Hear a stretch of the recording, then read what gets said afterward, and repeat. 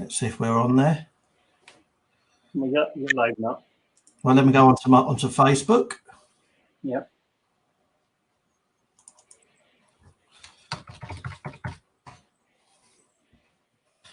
Onto the group. Let me share that as well. Hold on a second. So I'm just trying to find the group. Manage groups. Let me share that as well. Here we go. Live wedding. Hold on a second. So I'm just trying to find the group. Okay, I'm on there. We've got it. We have it. Here we go. Live wedding. You may have to screen the group window down, otherwise you can hear the echo. Okay, I can hear you perfectly. Can you hear me, Vineet? We have it. Here we go. Live wedding. You may have to screen the group window down, otherwise you can hear the echo. Hi, Vineet. Can you hear me? Hi, yes, Jonathan. I can hear you very well. How are you? Yeah, very, very well. So, Vineet, thank you for joining us. Are you happy? Are you happy for us to start? Yes, certainly. Oh, definitely. Yes, I'm looking forward to it. Thank you very much. So, ladies and gentlemen, thank you for tuning in this evening. We welcome leading professional wedding and events photographer and videographer, Vineet Johri, who is indeed London-based, and he actually travels around the country. So, travels around and also goes international. And I'd like to welcome you all to give you a very good evening to you. My name is Jonathan Waterman. I'm an award-winning wedding and events Toastmaster, coordinator, planner, celebrant, auctioneer, consultant, and booking agent for all other services. I really am delighted to be interviewing top wedding and events professional Vineet this evening. I have known and I've sort of worked with Vineet for quite a number of years on both the corporate stage and on the wedding stage, and he's always come across as very, very professional. He is a very good team player, and his quality of work really is exceptional. It's very, very, very professional. Hence, somebody who I would seriously recommend. Over the years, Vineet has provided his services at countless weddings and events. Now, it really, really gives me an honour to actually interview Vineet this evening. Following this interview, you'll all have the chance to ask Vineet some questions as well. So before we start, I want to do something that's very nice, and I'm sure Vineet will actually agree with me on this. We're in a terrible coronavirus episode. I mean, it claims lots of victims. True. And I feel what we should do is we have a little 1 minute silence from you all in memory of those that have perished from the COVID-19 disease. So if you want to close your eyes for 1 minute, everybody, and let's think about these victims and hope they're resting in peace. Thank you.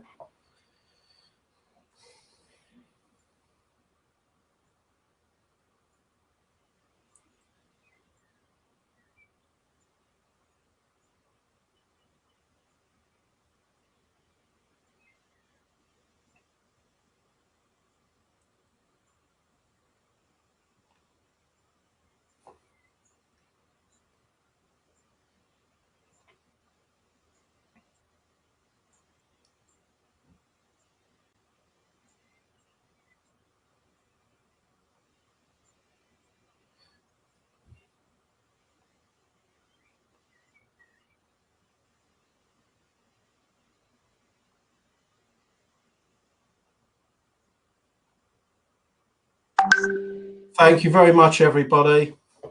Thank you all very, very much for tuning in.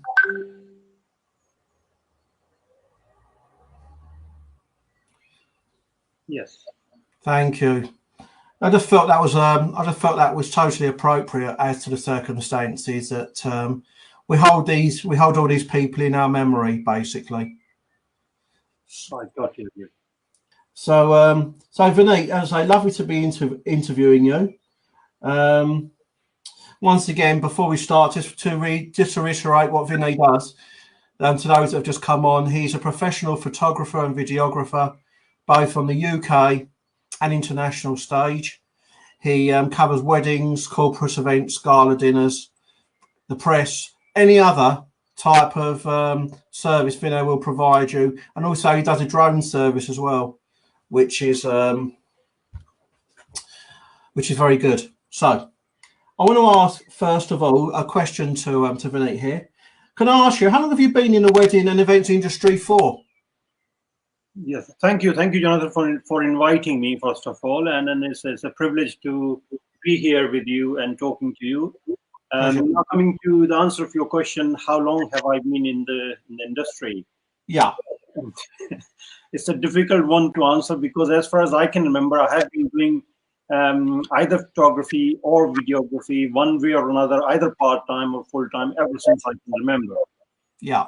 It all started basically, I would say, when I was in my college, and anytime when there was a function, either a convocation or a party or something, people will expect me to bring my camera in and take pictures. Yeah. So this is where it started, I would say. So I was literally a photographer for any event that is happening in the neighborhood. I'm talking about probably 35 years ago. Oh my God. So you can talk about the days basically when you came into the industry when the equipment was very basic. It was exactly. We used to have those film cameras, 35mm or 110mm or different size, different film rolls. And the way it used to happen was that if there is a wedding in neighborhood, they will say, Vineet, here are 5 rolls or 6 rolls, bring your camera in, and you are the official photographer. Right. I will cover their wedding. In my college, whenever there is a convocation, they'll say, Vineet, can you cover it? And I will cover it. And that's how it started. That's how it started. And then I became a bit more serious, and I bought more advanced SLR cameras in those. I mean, those days we used to call them SLRs. Now we call them DSLRs. But in those days, there was no digital in them, so they were simply SLRs. And then I still remember my first camera was decent camera was Pentax camera with a zoom 28 to 200. I mean, such 28 to 300 literally, which was a very wide range. And I used to take pictures with that, and then used to love it. And then I came to this country in '93. That was in India, by the way. So I came here in '93, and the passion carried on. I mean, there is a very thin line between passion and hobby. And at some point, the hobby turns into passion and eventually profession. So this is how it have photography as a hobby. It turned into passion, and then it became my profession. Yeah. And all this took about 35 to 40 years. So the answer is that, yes, ever since I can remember, but professionally or full-time, I would say I have been in the industry for good 12 to 15 years. Doing video and stills both at times. I run a college as well, by the way. I run a college where we teach photography. We used to do a lot of workshops, actually. I mean, a lot of people know me from my workshops. Yeah. I used to do a lot of fine art workshops, objective or subjective, or well, literally any photography, which includes wedding as well, wedding portraits, headshots, family shoots. You name it, and I must have tried it once in my studio.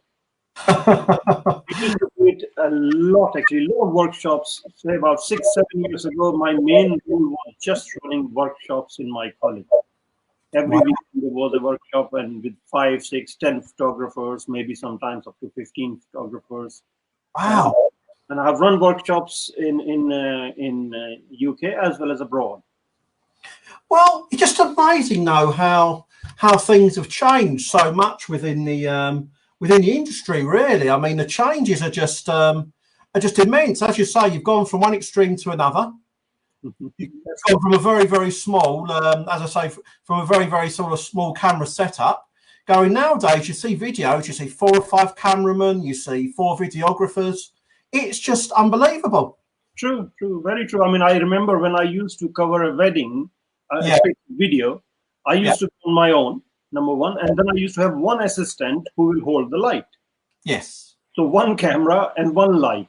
And that lineman job was to hold the cable as well, because the cable was running all the way to the mains. Because we didn't have that much of battery backup to light up 1,000-watt light. I mean, we didn't have LEDs in those days.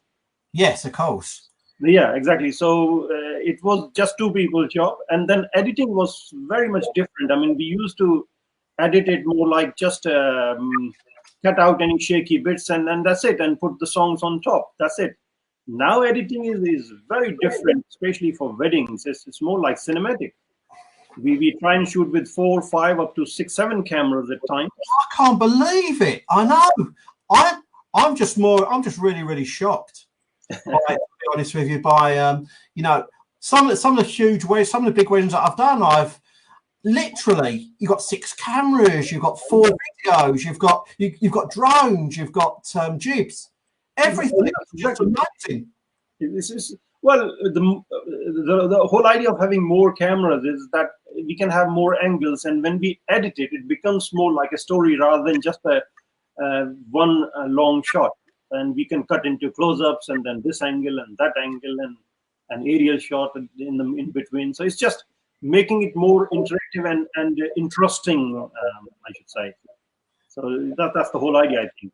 Yeah, I mean, do you feel in your, obviously you're very, very, very experienced in this market. A lot of people know you.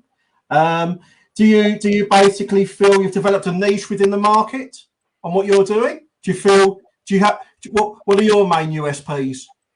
Well, I would say it's well, my strength, I would say, is basically I do everything.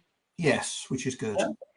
In the past, when I was doing videos for TV channels I used to work for, yeah, we used to make some TV dramas and even films we made in the past. I think about 25 years ago, I'm talking. Yeah. I joined the crew, the team, as a cameraman. Okay. And when I was shooting, there was a shortage of somebody, and then they said, "Can you do this?" And I said, "Yeah, I can try." And that's how I got into writing and directing and lighting and sound, and you learn as you go along, and you work with people who are very experienced, and they are nice enough to guide you, and you ask questions, and you learn and learn. And over a period of time, you learn. I mean, there are 2 ways to learn. One, you can learn by your errors and experience, and one, you can go to college and learn. Obviously, when you go to college and learn, the duration is very short. On the other hand, when we learn with experience, the duration is longer, but we learn so many things that we never learn. Those things we can never learn in a college or school. So my learning graph has been quite long, but very extensive, and worked with so many nice people who have been kind enough to guide me throughout. And I still, well, I think we're all learners until we live. So I still learn things, and every day when I get something, when I see something new, I say, okay, well, let's learn this one and that one. These days, especially a new thing which you might be knowing about, live streaming, like what we are doing right now. This is a new thing which a lot of people are demanding at the moment. Is there any way we can do our event as live streaming on YouTube, Facebook, or whatever else? So that is something new. So learning has been my key factor, I would say. I mean, it's a funny thing, really, because as I say, as far as I'm concerned, I would never have had much idea about StreamYard.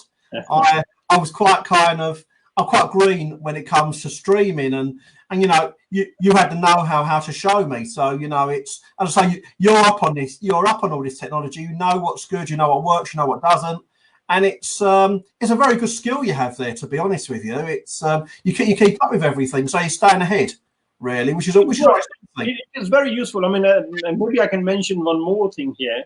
My background, well, although I'm a photographer for a long time, but my background or academic background is IT. Okay.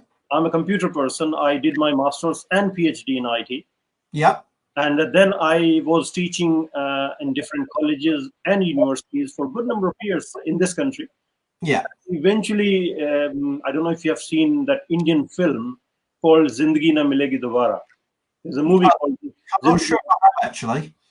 Okay, maybe not, but this is a very interesting and very nice movie, which literally shows that do what you like to do. Okay. That's the theme of the movie. So, and after watching that movie, I said to myself that, okay, now I think I should switch to what I love doing, and I switched to photography full time. Yeah. and ever since I'm in here. So my original field, which was IT, is helping me a lot in adopting new technology, which is using computer in photography. So having IT background and photography, mixing the two together is working very well for me. Well, that's really good, because that explains how quick you kind of, you got me used to things so quickly, do this, do that, do this. And as I say to you, I was quite green, and you got me into it so quickly. And it was, which I'm only grateful for, really. And it's, Absolutely. now, if I can move on to the next question with you, if that's Sure. okay. We've mentioned, obviously, can you tell us a bit more in detail about the types of weddings and events you've actually done? Just in a bit more detail. You've done so many, but can you tell us about the types of weddings, the types of events you've done? Just tell people what you actually do, where you've actually been. Sure. Well, basically, as a photographer or videographer, I say to myself, I will do any kind of photography and any kind of videography. I don't restrict myself to any particular type. That's one. Second thing is, I have done all kinds of weddings, I would say. Yeah. Starting from Indian weddings, Western weddings, Jewish weddings, you name it, and I have done it at least once or twice. And each time I do a new wedding, I say to myself, wow, this is a wonderful job. At least I'm getting a chance to go into these this new community and learn how they do the wedding. So many new traditions, cultures you get to see. You go there and you become one of the main people when the ceremony is happening. So you're not only watching it, you're watching it in the front seat. You're literally sitting right in the front and watching it so closely and enjoying it thoroughly. And I love it. I love it. So all kinds of weddings I enjoy. And then in terms of the size of the weddings, I would say I've done very small weddings where there were only 10, 11 people. Yeah. And I've done massive weddings where about 3,000 people attending with a team of 9 people. So there's no such thing as that I do either big weddings or small weddings. I enjoy it. It's my passion. I don't work for money. I work for fun. I work for satisfaction. I work for my passion.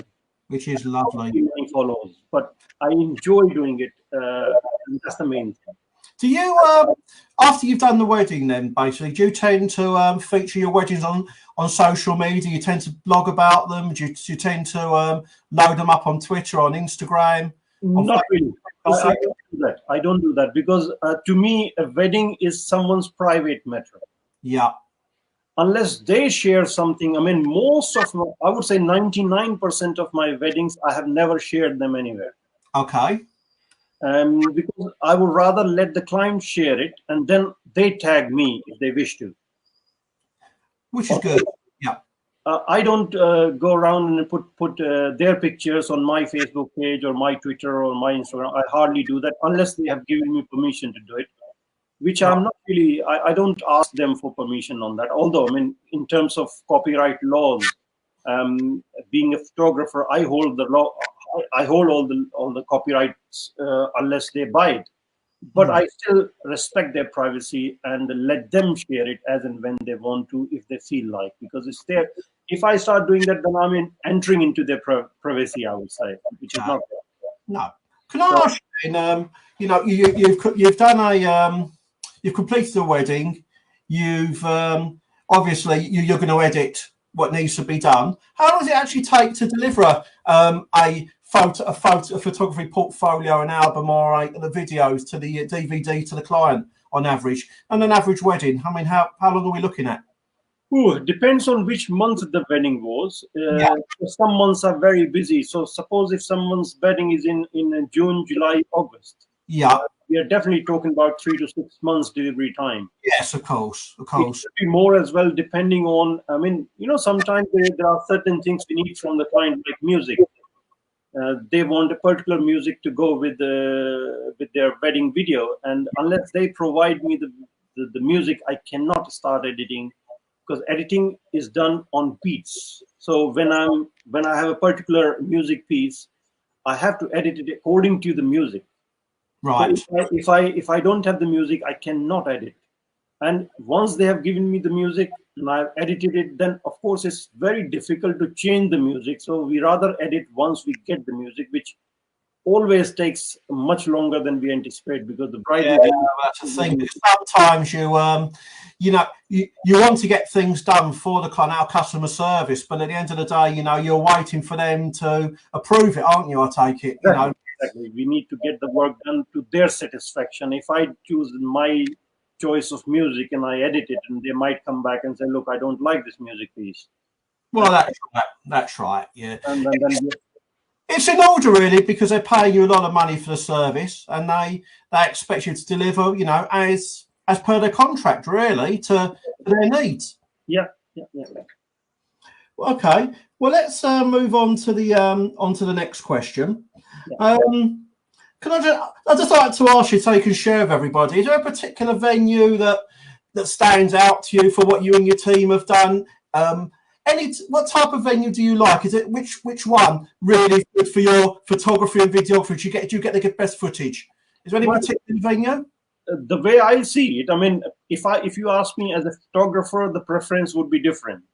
Yeah, let's ask the photographer first. Let's go with as a photographer, I like to shoot in venues which are beautiful, of course. Okay. Where I can use my drone as well and get some outdoor shots, where I can catch some nice interior. So there are so many venues, like Blenheim Palace is one where it's beautiful. Then there's so many of them, actually. In Hatfield House is another one which is beautiful. So there are quite a few beautiful ones. I have shot weddings in these places. Apart from that, I personally like places where people are nice, where the venue staff is very cooperating. That's what I like. Absolutely. I enjoy more over there. And in terms of getting the best footage, I mean, as a photographer, we work in places where there's nothing beautiful if you look at it, but when we shoot it, it starts looking beautiful once we edit it. So making things beautiful is our job. So beauty of venue we can increase by doing more creative things, I would say. But if people are not nice, we find it very difficult to shoot. Most venues, I would say, there are nice people there, but some venues are very strict and they say don't do that, and I'm sure you would agree on that. Oh, unfortunately, there is you know, some venues, as we know, are very, very, very cooperative. They think of it as well that, you know, you're there, they're going to treat you well, and you're going to give them some good footage back. You're going to promote their venue. True. Obviously, if you have a good experience. True. Which is saying that's going to happen. I mean, a venue which I know is fantastically decor. Obviously, I look at the frescoes all around the place. Have you worked at Moore Park at all? Which one? Moore Park, the golf club. Yes. I know. I hear the shooting there. To shoot there is fantastic. Is that right? And the outdoor space is fabulous there. Oh yes, wonderful. Yes. No, that's good. I don't know. Some venues, they are very strict on drones these days. And most clients, they love a drone shot at least as an establishing shot for the video. Yeah. Technically, I mean, they can stop me from taking off and landing on their grounds. But being a licensed drone pilot, if I find a place where I can take off from, which could be outside their venue, and I can take off from there and go above about 50 meters in height in the air, and then I can go over the building, and that airspace is not owned by the property owner. And it has happened to me a few times when the venue people said, look, we won't allow you drone because of XYZ reason, whatever stupid reason they come up with. And then we say, okay, no problem. I will go outside and I will take off from the fields next to you, and I will come into I will be about 50 meters above your building, and then I can go anywhere. And literally, you can't do anything about it. And it works because I'm not breaking any law. And the space 50 meters above is owned by Civil Aviation Authority, and they don't have a problem drone flying above a building. I mean, I've heard on the occasion at times. Are the CAA quite strict? Did you have to have a license to use a drone? True. For commercial purposes, you have to have a license, and the license rules have gone strict and strict. I think quite strict now. You have to go on a course, which costs a decent amount of money, and then you have to pass a test as well. And then you can apply for a license to CAA with your portfolio, and then they will issue you the license. So it's a lot of time-consuming, efforts, and money-consuming thing. It Yeah, takes, of course. and once you have the license, that is only valid for 1 year. After 1 year, you need to resubmit your portfolio, and you renew your license after, of course, paying a fees. And Yeah. the rules keep changing every year. So it's like you achieve a goal, and then they move the goal post. You are near to the goal post, and they say, no, now the rule is such and such. But we are coping for past 3 years. I've got the license, and I'm flying as and when I need to. But I don't do much of drone flying unless it's needed. Otherwise, I don't. No, well, that's good to know. So just moving on, and thank you very much for answering that question. So the audience here heard you and hearing your answers out of your professional expertise. What I'd like to ask you next is, has COVID-19 had an impact on your business? How's it impacted you? Oh, okay. Well, I think like everybody else in the events industry is badly hit by COVID-19. We are in the same boat, I would say. I had a lot of events lined up in April and May. Yeah. April, May, every single event has been cancelled. Yeah. There are a few people who are still optimistic for June. So I've got about 2 events in June which are still on. But Okay. no, I mean, I'm being very flexible and I'm being very cooperative on that. I'm saying, look, if you postpone it, if you cancel it, I'm not retaining a single penny from any of the clients. If they change it, if they change the date, or if they cancel it, I'm refunding in full, because it's not their fault, of course. Yes, no, of course. I mean, I think it's all down to terms and conditions, isn't it? Down to different contracts, and yeah, I mean, look, it's all about how, every supplier is very different in the way they do things, and it's what works for you, really. Well, we have to be human being, I would say, because if I say, look, the contract says the money is non-refundable for whatever reason, then it doesn't make sense, because it's not their fault. I know it's not my fault either, but you can't just hold somebody's money for a job which you never did and never could have done anyway.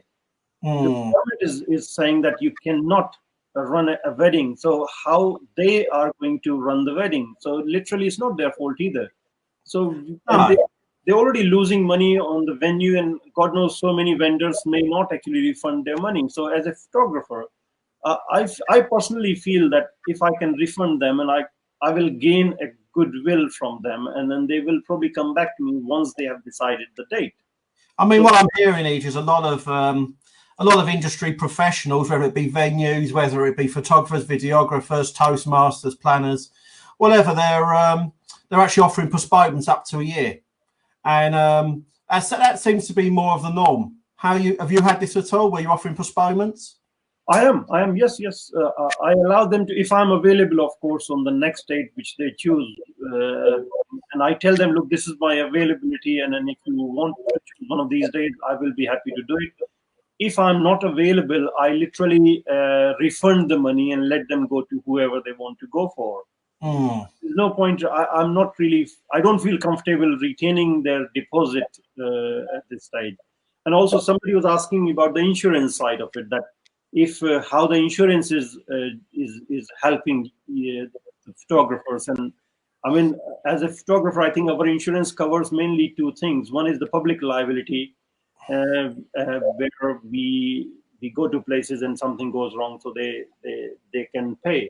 And the second is the indemnity, which is basically if I lose data and things like that, but nobody covers loss of business.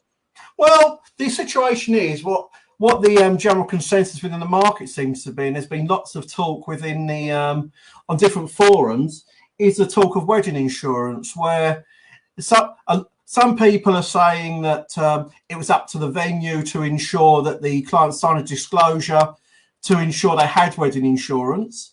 And at that point, 6 months to a year ago, the some of the insurance companies has had the indemnity to cover COVID-19 or covering pandemics. Now, obviously, you couldn't, but at that time, there was cover. There was a limitless amount of cover in there for you. So a lot of it's down to, I mean, that people haven't been offering wedding insurance to their clients. There's been no disclosures. There's been no set rule. True. What do you feel about wedding insurance?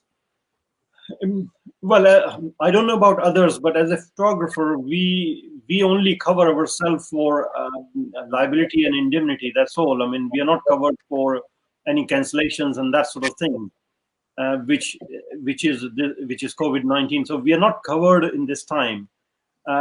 It's a shame, but that's how it is. I mean, we never asked for it before. Now I think in future people will look into it, and they would love to cover themselves in a scenario where it gets cancelled because of whatever reason. They should get compensation for that. But at the moment, I've not known any photographer who actually got something from the insurance because of cancellation. I don't know. I don't think there's anybody who's got. Yeah, I mean, what I've heard on a few occasions is basically that the clients have taken out the wedding insurance, Yeah. and some of the insurances have covered the COVID-19, as I say, when they booked early, and some haven't. But the beauty of having a wedding insurance also, I mean, whether in the future, obviously things are going to change, is that it will cover the fact if the venue does go into liquidation. It will cover the fact if a supplier's gone bust. It will cover all sort of different things. So it probably works well for everybody, because if the client had to cancel due to a medical emergency in the family, death in the family, then they would obviously lose the money, say, for example, with a photographer, but then the photographer could give them a cancellation invoice, and then they can claim off the insurance. So it probably works very well all round. Yeah, true. What do you feel on that? Well, it depends what client has. If the client has that sort of policy, then they are very much covered, and then they could get something out of it. But not every client is actually into that, and then they have not actually thought about it in the past. So I think future weddings, people will be looking into this as well. But the past, people were not bothered about it. I mean, I would say 4 months ago, no one ever thought about this. Well, I agree with you. I mean, the figures were 30% of people took out wedding insurance. Just 30%. Exactly. So not everybody goes into that wedding insurance, and it's not cheap either. It's very expensive. So people trying to cut corners, and then they think, oh, we get away with it. But this has been half the thing, and I think what we need to do is educate them that it's just the same as buying a car, really. You know, the expense for a wedding is it goes into thousands, and to have cover in place and a reassurance for them. I think as an industry, we need to actually educate them a bit more in that. I think this is a very good lesson for everybody, and it's going to teach everybody a very good lesson. And I think people will be a lot more careful in the future. I mean, I'm being very optimistic at the moment. I know that things are not going well at this point, but all we are waiting for is a vaccine to work. And then I think everything should come back to normal, hopefully. Now, it all depends on how long it could take to get that vaccine out. Could be, I mean, there was a trial only yesterday. So yeah. I think in a month or two, we would know that if that has worked or not, or is it actually any positive effect or not. But as soon as that is out, we are good to go. Well, you're absolutely right. It's a waiting game. As you just said quite rightly, Vineet, a vaccine has just been produced, which is only a good thing. It's being tested on a few people. It's then obviously got to go through more procedures and then obviously get out to the wide community of people. And it is unfortunately going to take time. And they're saying in the wedding and events industry, it could be the last to get back on its feet because of the amount of people. I was listening to the news, and I think somebody was saying that it could be by the end of this year when the weddings would be allowed. Yeah, so we're only in April at the moment, and if it goes until December, Well, there's one thing. There's one positive side. Probably, I mean, as a photographer, there is a possibility that people will be maybe 10 people allowed, 20 people allowed for a wedding. So what they might do is invite one videographer or one photographer and let them live stream it. And Yeah, their relatives, so all the photographer friends out there, they should look into that aspect where they can expertise in how to live stream an event. Obviously, it's a that's bit of a job, but right. it can be done. Because I was just gonna, it sort of covers in with one of the last questions I was going to ask you. Actually, I mean, what you've just said. I mean, how do you see the future of the wedding and events industry? What's your view? What's the future? Do you think? If we look into the current scenario, the future doesn't look very bright. But I'm a very optimistic person, and I'm hoping that this vaccine that was tried yesterday Yeah, will work, and very soon we should be back on our feet. But having said that, we should also have a plan B. And for plan B, I would say most photographers and videographers should adopt this new scenario and try and learn the live streaming bit, because that is the future in next few months. Most events, I mean, events will not wait.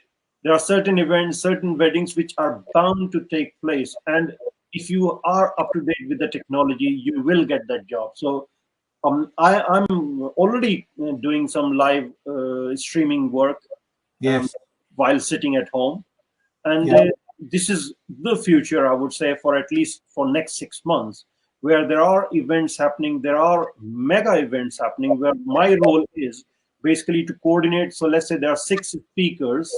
One is sitting in China, one is sitting in America, one is sitting in somewhere India, and my role is to invite them one by one and bring them on a platform where they speak and give them questions and answer the questions people are asking online, and coordinate the whole show. Basically, that's my job as a photographer. So I'm not just a photographer here. I am somebody who is learning this technical side of it, how this online thing works. no, it's It is, very of course, it's tricky, but there are 2 ways to learn it. One, you can always do some search on YouTube, yeah, which is absolutely amazing. You put a topic and you see 10 videos there and watch 1, 2, 3, 4, 5, and then give it a go. And that's how I think most of us are learning these days, because there's no college to go to at this point. The only way. well, I mean, nowadays it's obviously it being in this lockdown period, it's a very, very good time for everybody to be more up to date on technology. And what you've been saying there, Vineet, is it's inspirational for people that they need to learn, that they need to, move forward, because things are going to change. It's that's what it really comes down to. I mean, correct me if I'm wrong here. No, you're spot on. You're spot on. I mean, that's what I think we are all doing, trying to learn as much as we can. Like when this thing StreamYard came up, and I didn't know this. I was using Zoom and other things, but not StreamYard. And you said you have heard about StreamYard, and the first thing I did, I went on YouTube and I typed StreamYard, and a video came up, and I said, okay, let me have a look. 5-minute video. And I watched that video and I logged in and I was through. So it was one of the easiest one, I would say, to get in.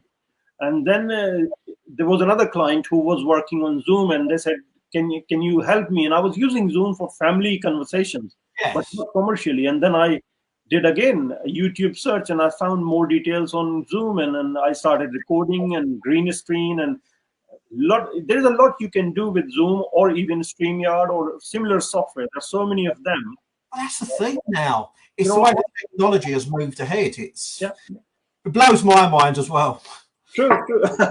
Well, I also do one more thing, actually. I do live streaming using multiple cameras. Okay. Like a TV show. So you got 6 cameras connected. I can talk a little bit about it, where people would be interested to know more on that, how we do it. So what I do, I have got, let's say, 6 cameras. I connect them to a switcher. Yeah. A switcher is a machine which allows me to choose which camera I want to send live.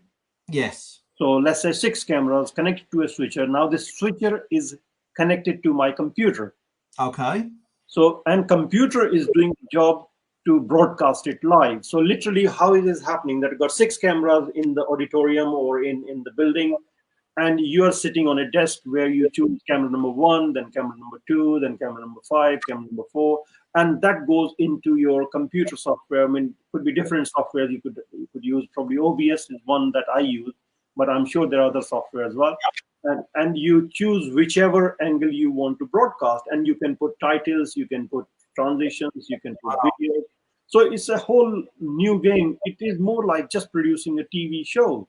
Like, no, thank you for that, though, Vineet. Can I ask, though, we've come to the end of the questions here, ladies and gentlemen. Is anyone would like to ask Vineet some questions? He's here to answer any questions. Would you like to mention it, come and comment, and then Vineet can answer some questions for you? We've got 9 people live at the moment, so if any of you have any questions, would like, or even ask me any questions, feel free to. Now's your opportunity, guys. So let's have a look. If there's anybody who wants to answer any questions here. But meanwhile, as well, I want to say a very, very big thank you to all of our viewers this evening, for tuning in and watching this fabulous live interview with such a top professional, obviously in the photography and videography industry, Vineet Johri, who's fantastic. So it doesn't look like anyone's coming through for any questions here. So I want to say, obviously, a very, very big thank you to Vineet for taking the time to be interviewed about our industry. Have you enjoyed it? How have you found it? Thank you very much. Well, I certainly have enjoyed it. I was not sure how long it could go on, and I'm looking at the time. We have been online for about 41 minutes. Yes, we have. Yeah. So that means I was definitely enjoying it. I didn't feel that. I think it's about 5 minutes only. So and questions were amazing. I think it's all relevant to what we are doing these days. So thank you very much, Jonathan, for inviting me and giving me an opportunity to discuss all these things with you. Thank you very much. So thank you again. Good night, everybody. Good night. Thank you. All right.